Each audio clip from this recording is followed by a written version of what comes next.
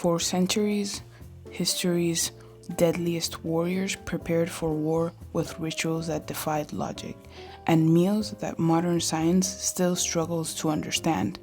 What strange foods fueled Viking raids? What did samurai eat before facing death on the battlefield? And why did some warriors intentionally starve themselves before unleashing absolute carnage? This isn't a fitness trend, this is survival, sacrifice, and power. The samurai weren't just warriors, they were precision instruments, honed in body, mind, and spirit.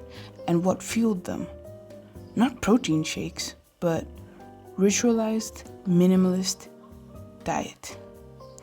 Before battle, samurai often ate a small portion of white rice, some pickled vegetables, and miso soup.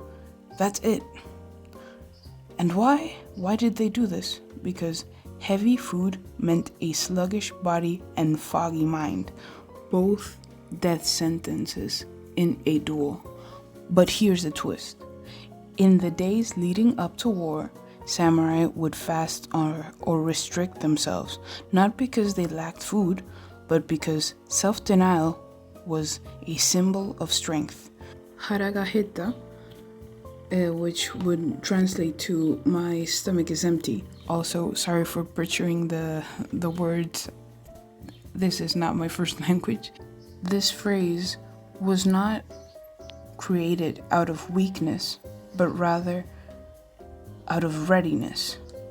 Modern scientific research has shown that fasting can increase mental clarity, reaction time, and pain tolerance. And samurai knew this centuries ago. But across the world, while the samurai sharpened their minds through restraint, another warrior culture prepared with the opposite approach: raw, fermented, and fierce. Let's talk about the Vikings. Vikings were terrifying, fast, brutal, and fearless. And behind that berserker rage was a fermented, high-fat, and sometimes hard-to-stomach diet. Vikings consumed vast amounts of fermented fish. Foods such as fermented shark, which smells like ammonia and burns like acid. They also made a drink with sour milk fermented until it practically fought back. And before the raids, they'd load up on seal fat, dried meat, blood sausages, and barley porridge soaked in animal broth. But why the fermentation? Modern science reveals fermented foods can improve gut health, reduce infection risks, and boost mood, crucial for long sea voyages and sudden violence. But let's be real, many modern stomachs would not handle a Viking breakfast very well. Now, here's the most forbidden concept of all. Some of the fiercest warriors in history chose to starve before battle. The Spartans, Shaolin monks, and even medieval Christian knights engaged in intentional fasting before battle. But why? Because hunger breeds focus, discipline, and in some cases, spiritual invincibility.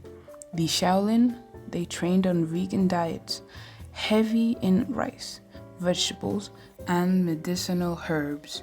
No meat, no stimulants. Before combat, they fasted and meditated, not to look good, but to feel nothing. Pain, fear, desire, all gone. The body is a tool, the mind is a weapon. Today, neuroscience suggests fasting can raise levels of norepinephrine, a hormone that increases alertness, aggression, and endurance. And what about the Spartans? One word: black broth, a concoction of boiled pig's blood, vinegar, and salt designed to be as unappealing as war itself. They didn't eat for pleasure, they ate to eliminate weakness. So why were these forbidden foods so powerful? Because they weren't just fuel, they were psychological weapons. To eat bitter roots, to fast through pain, to drink fermented milk that stinks like death, was to remind yourself, I am not like them. I am not soft. I am ready.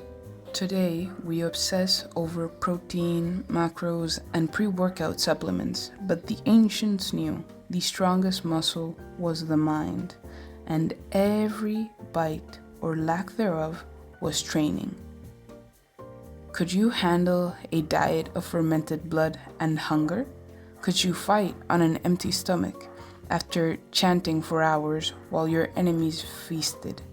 The warriors of old cared about endurance, clarity, and survival. And sometimes that meant eating what no one else dared to. Not for flavor, not for fitness, but for focus, resilience, and power.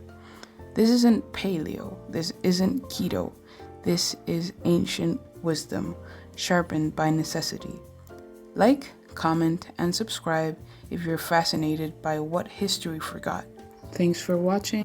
This was your channel, Ordinary Echoes.